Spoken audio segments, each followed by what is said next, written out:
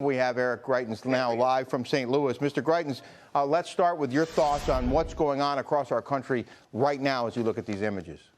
Yeah, great to be on with you tonight, Rick. Thank you. When I was governor, we made it very clear that everyone has the constitutional right to freedom of speech. Everyone has a constitutional right to freedom of assembly and to protest. And we were very clear that when people were peacefully protesting, our police officers were out there protecting peaceful protesters. But we also made it very clear that throwing a brick through a window is not free speech, and that attacking a police officer, throwing bricks, throwing bottles at police officers was an assault, and that if you engaged in that, you were going to be arrested. We went out, we supported our police officers, and when we did so, there was no looting, there was no burning. We were able to protect people, including peaceful protesters. And that's the message that needs to be sent tonight, not just in Missouri, but around the country. There have been those who have suggested that if the Minneapolis Police Department had done that after the first brick was thrown or the first fire was lit, gone in and arrested those who were committing those crimes, that perhaps we wouldn't be where we are now. And I'm not looking to point blame at anybody, but it sounds like you agree that there should be zero tolerance for any criminal activity in these protests. That's right, Rick. There can't be any criminal activity. And, you know, in the past, you'll remember what happened in Ferguson, Missouri, before I was governor. And you had people who wanted to give people, quote, a safe space to loot and to burn. And I was very clear when I was governor that if you engage in looting, if you engage in burning, the only safe space you're going to have is in a jail cell. If people are out there peacefully protesting, then you go out and our police officers were supporting those peaceful protesters. But you can't allow looting. You can't allow burning. And especially at a time like this, it is essential that elected leaders are out voicing their support for our police officers.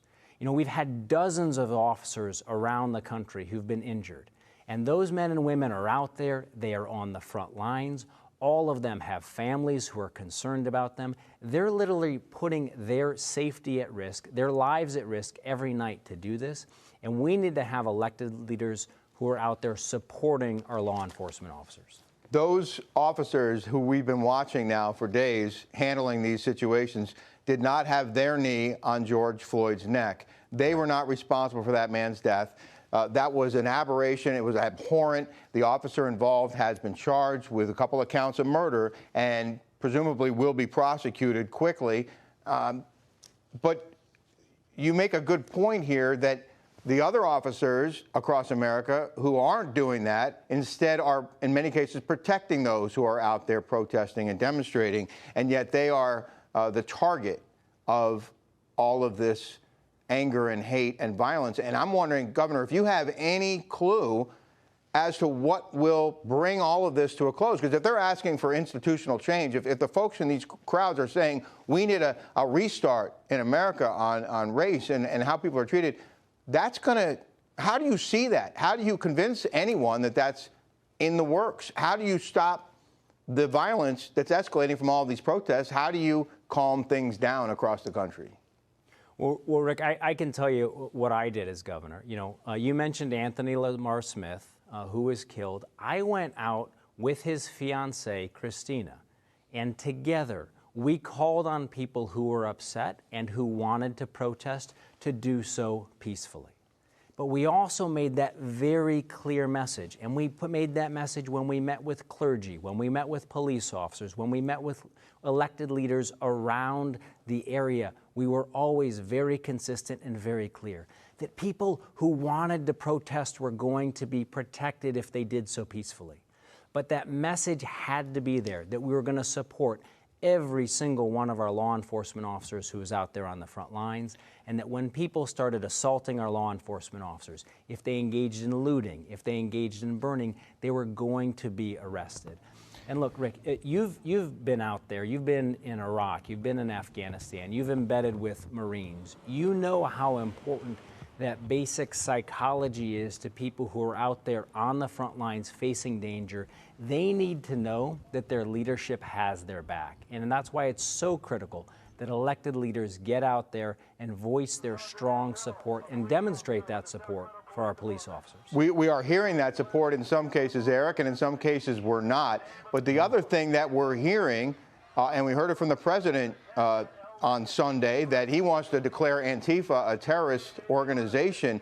The other thing we're hearing is that these demonstrations, these violent protests are being fueled by radical groups. And those groups are to blame for the mayhem on our nation's streets. And I'm wondering how you feel about designating Antifa a terrorist organization and how you feel about calling this what the president seems to think it is, and that is terror on the streets of our nation.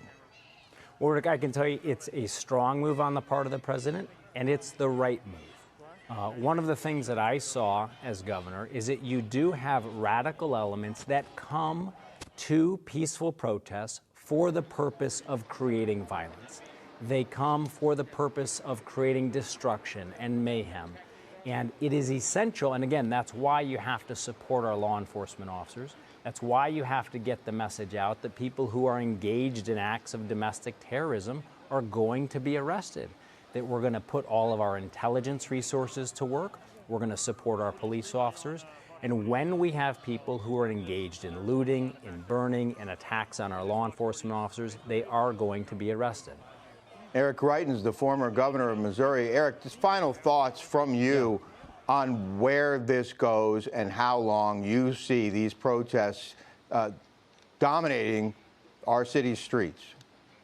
Well, look, Rick, I can tell you when I was governor, when the incident happened that you mentioned, we were able to shut this down.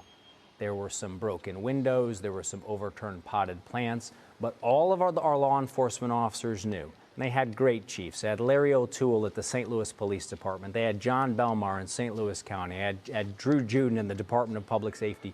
They knew, our law enforcement officers, that their leadership had their back, and we were able to shut this down. It's going to depend a lot on what elected leaders do around the country and how strongly they get out there to support our law enforcement officers. Well, we're looking for that steady hand. Eric Greitens, former Missouri governor, we appreciate your time tonight, sir. Thank you very much. Thank you, Rick. Thank you, sir.